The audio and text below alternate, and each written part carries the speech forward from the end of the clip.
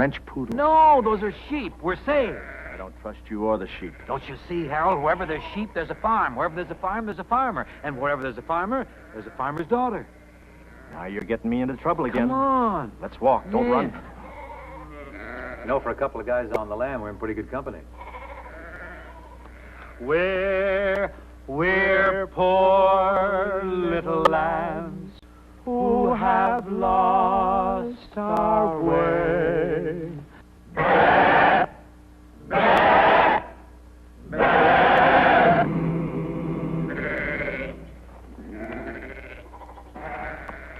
That was helpful, wasn't it?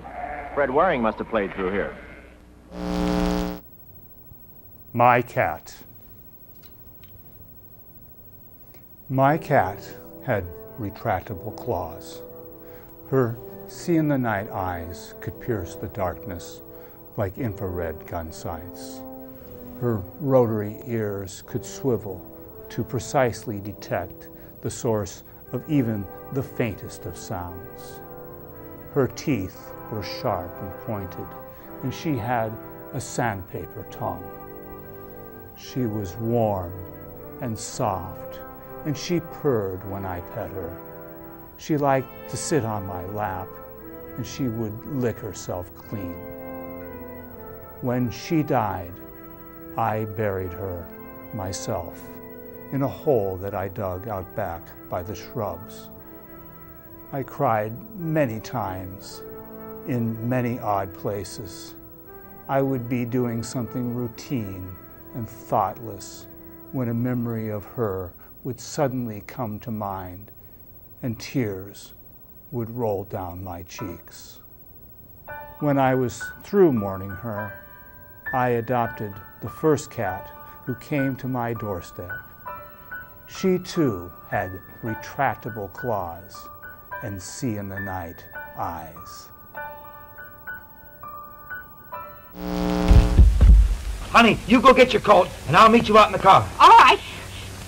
Hurry now. Won't be a minute. All right. You plumber, you!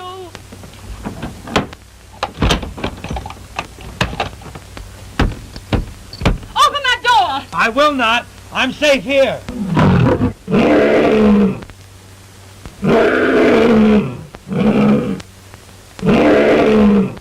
Nice kitty.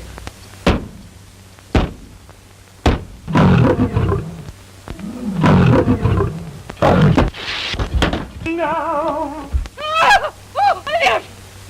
No.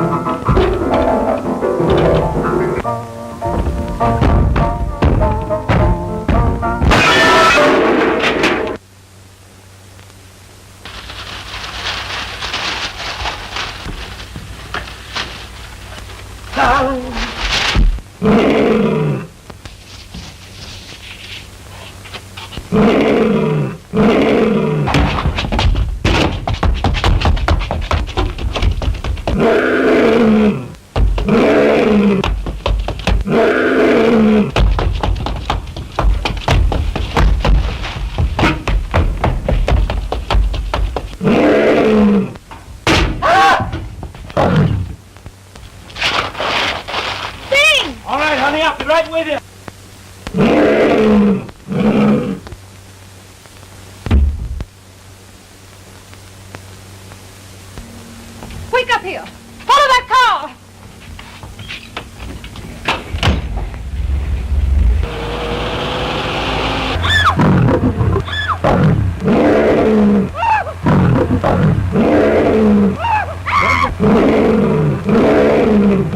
Get off of me!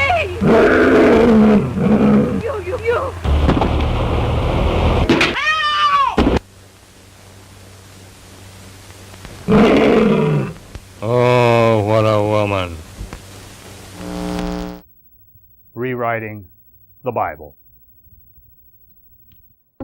After the environmental apocalypse, when there are no more mammals or birds or fish, but only human beings, microscopic organisms, and insects, we will still have our religion, and it will be deemed prudent by church officials to update the language of the Bible so that it can better relate to the day-to-day experiences of Christian people. Take, for example, Jesus' provocative statement that it is easier for a camel to go through the eye of a needle than for a rich man to enter the kingdom of God. This will be a very problematic statement in the future, since there will no longer be any camels, and people will have a difficult time visualizing a needle with an eye. There will still, however, be large machinery, and there will also be tools and fittings with small orifices that are used, for example, in electronics and plumbing. Consequently, the Committee of Religious Scholars will translate Jesus' statement to, "It is easier for a freight train to be flushed down a toilet."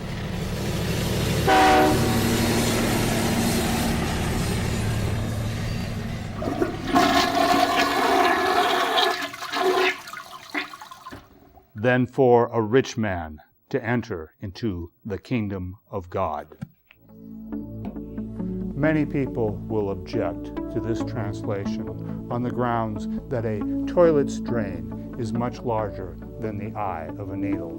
But the committee will point out that in terms of relative sizes, the ratio of the volume of a freight train to the drain in a toilet is approximately equal to the ratio of a camel's volume to the eye of a needle. Or take the story of Jesus' baptism, when a holy dove hovers above Jesus' head. The translators will substitute a flying saucer for the dove, since people of the future will still be familiar with the concept of flying saucers. In fact, many people will perceive flying saucers to be like religion, an instrument of hope, a potential means of being transported away into another world, back into the garden, into a world where there are still animals. There, in that other world, finally, at long last, with the fish and the mammals and the birds, instead of being, quote, web surfers for humans, they will once again be able to be fishers of men.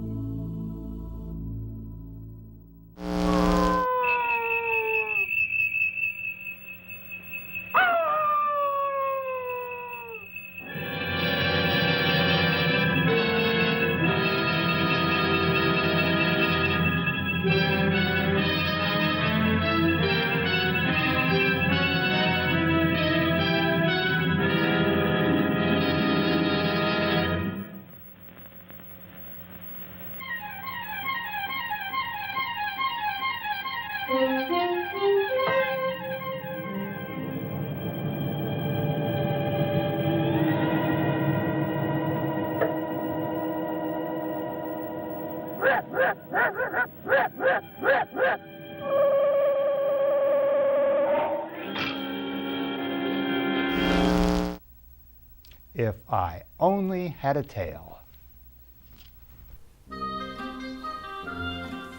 It is a poorly kept secret that 1 out of 8 human beings is born with a tail.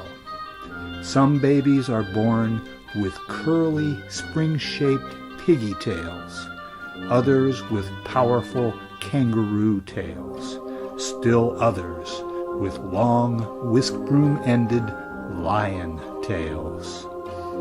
When a human baby is born with a tail, the tail is promptly amputated, and not even the child's parents are informed. In European and U.S. hospitals, the tails are incinerated, as if they were hazardous biological waste. In Africa and the Far East, midwives sell the tails to middlemen, and they eventually make their way to black markets, where they are prized as potent aphrodisiacs. If doctors would have allowed me to have kept the tail that I was born with, it would most assuredly have been a monkey tail. Nevertheless, my mother would have lovingly nurtured me, because that is her nature, and her love is blind to her children's faults. My father would have given me extra attention, because he would have seen that I was different, and therefore in need of greater love. Yes, school children would have mocked me and taunted me, but I would have grown stronger in spite of their derision, for I would have had the extra powers of my monkey tail, which I could use to swat flies and to sling spitballs and to hang from the branches of trees. Have a good old time, you bet. Hey, there's the bus!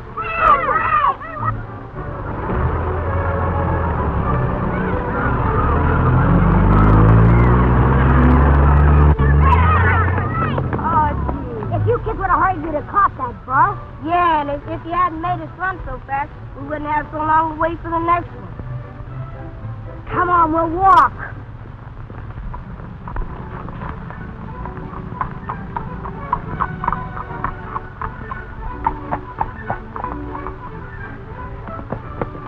How do you like my new outfit, McGuire? Well, it's a swell outfit, Stinky. Where'd you get it? Pop gave it to me for my birthday. And I'm going to enter the trotting race tomorrow, and I'm going to win, too. You can't kid me. They won't let kids ride in those races. Oh, Pop fixed that so there'd be a special one for boys. Want to ride to the fairground, McGuire? Sure. Yeah, that's the way you are. You ride and we walk. Why, Hambone, ain't I taking the basket? Yeah, that's because it's for lunch. Oh, drive on, Stinky.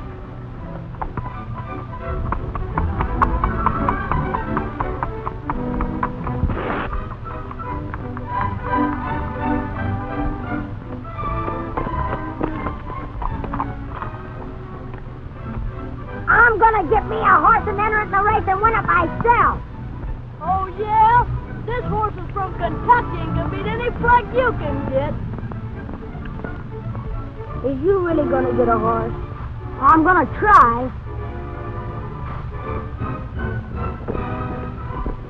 Okay, Buford. Huh? What do y'all want, boys? Have you got a horse we could rent? Yes, I is. Oh, well, where is it? Right over there. He ain't no horse. He's a mule. Ah! Ah! Ah! Don't never call him no mule, 'cause he thinks he's a horse.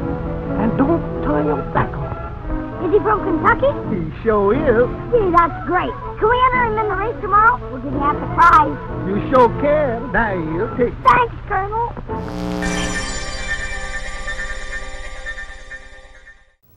And now, here's a public service announcement from your dog who wants to show you a good time.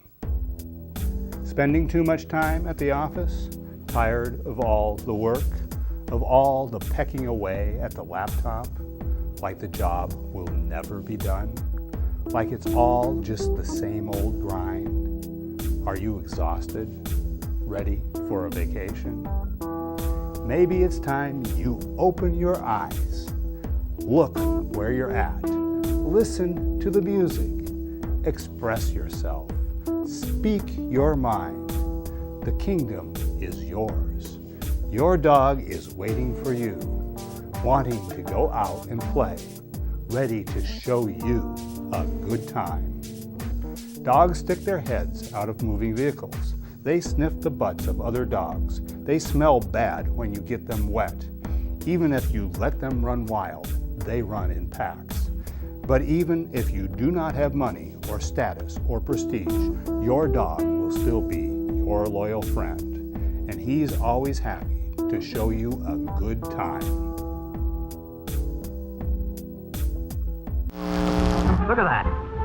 I'll go and run those little hoodlums off the track. Go ahead. You got a break. Here, you little hoodlums. Get this contraption out of here. What do you mean by coming on this track with a mule?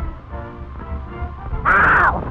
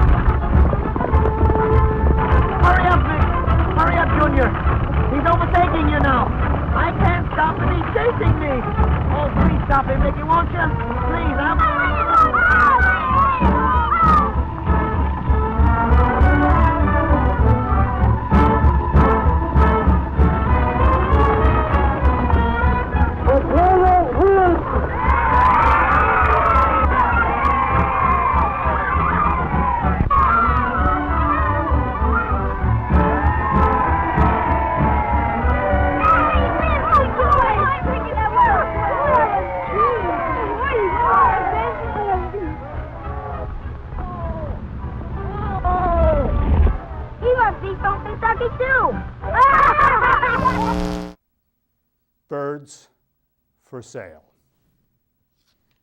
Two boys of about 11 years of age were walking down the sidewalk in my neighborhood with their shirts off. One of them moved behind the other to make room for me. The one who was leading shouted, "Birds for sale! Birds for sale!"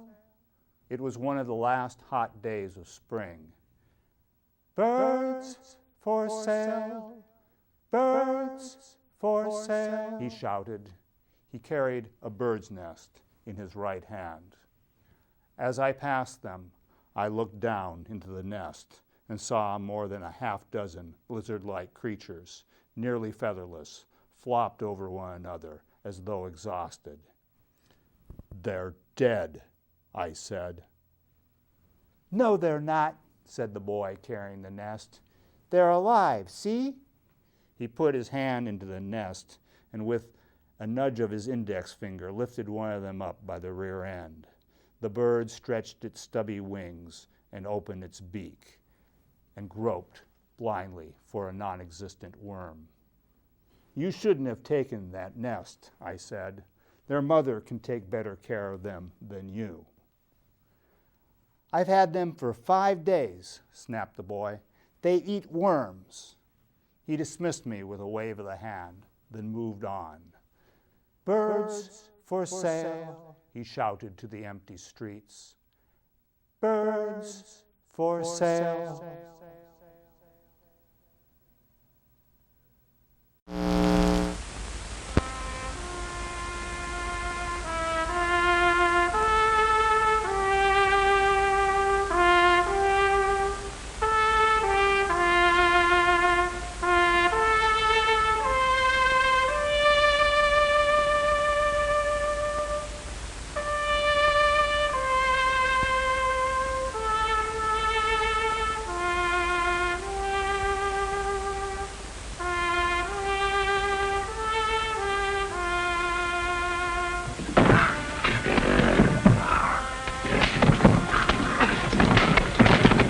What are you trying to do? Drive that animal crazy? Well, he's getting mean. It's the only way I can handle him. You ever try a little kindness? Nothing wrong with him? Nabu. Come here, Nabu, old boy. Come on, Nabu. That's it. Yeah, well, 2 years ago he killed my old man. And I ain't gonna let him forget it, understand? I know he did. I was right here when he did it. Because he was abusing them, same as you're doing. If you don't watch your step, he'll get you, too. Why don't you mind your own business?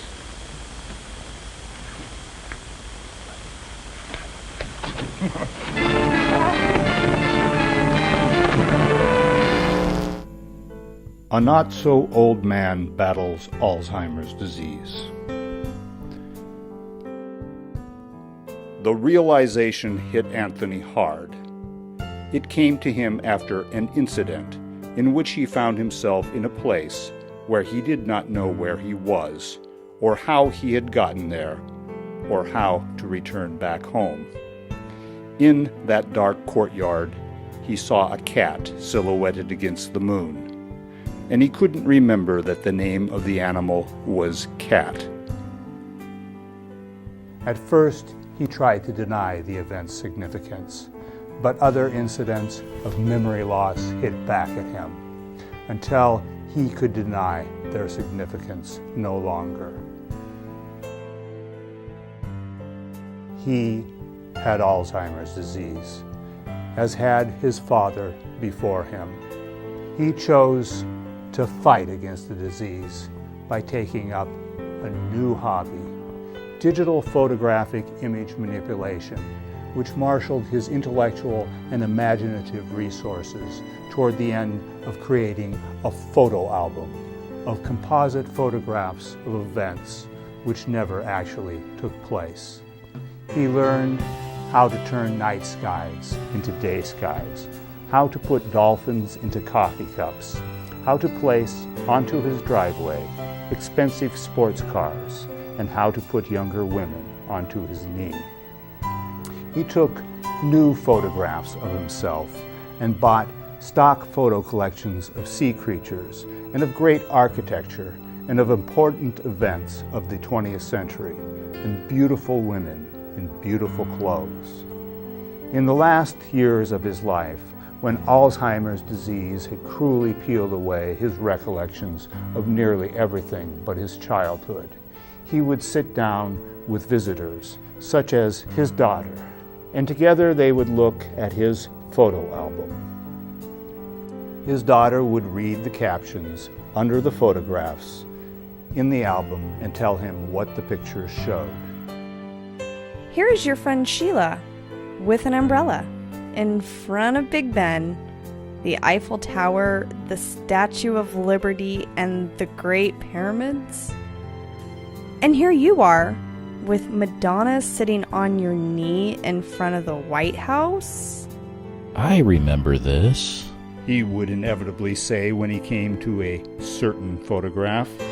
It was a picture of himself playing guitar, with a cat as his audience in front of the Eiffel Tower. It was followed in the photo album by similar pictures. One of him playing guitar in a cemetery, another of him in front of two cats sharing milk, and another of him in a dark courtyard with a cat silhouetted against the moon.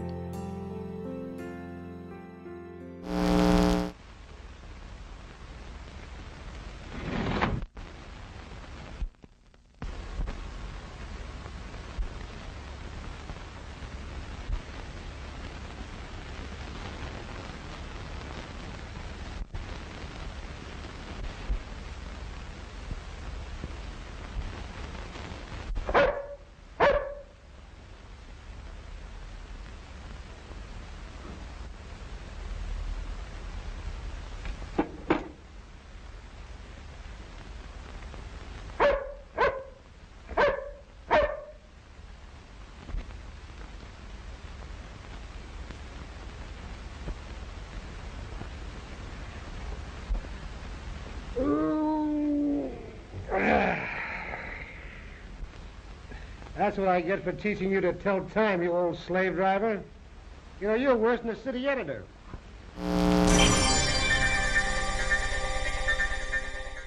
And now, here's a public service announcement from your cat, who wants you to know that she thinks that she is better than you.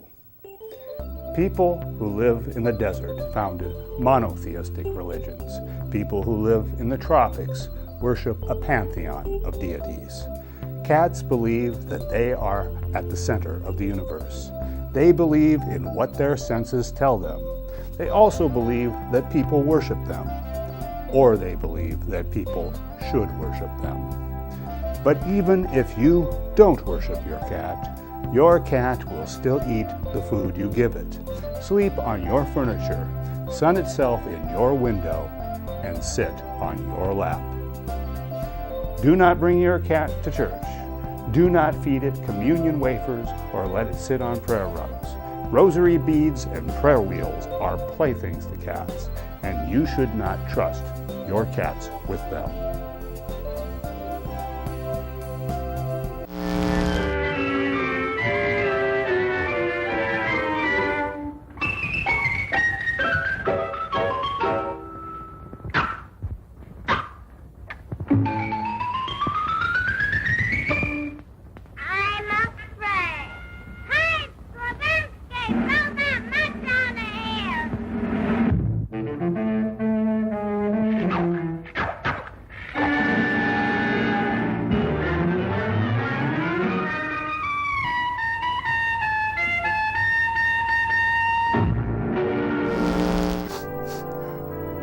My cat.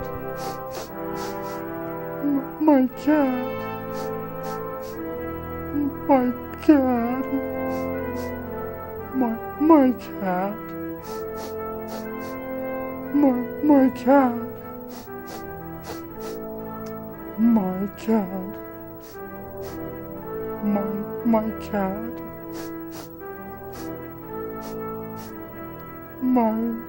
My cat. Okay, that's good enough. Come on, Tarzan.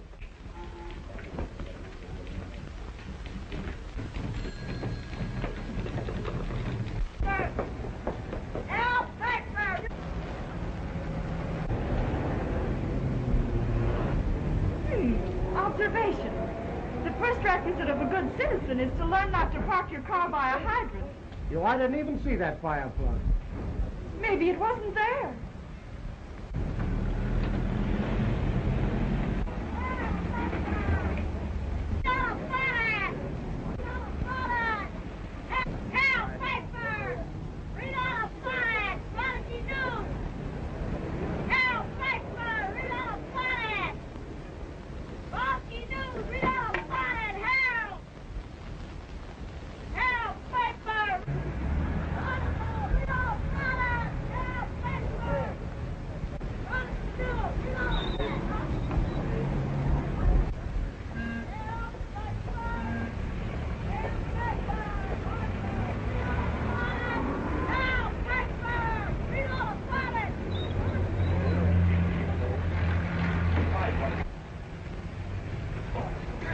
Good boy, Tarzan.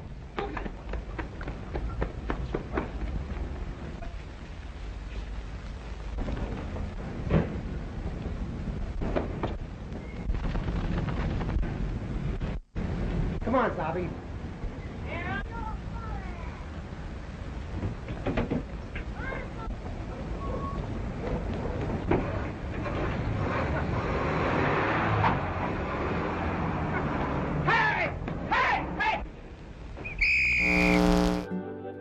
And all around the world, you should aspire to be the brave and generous person that your dog thinks you are.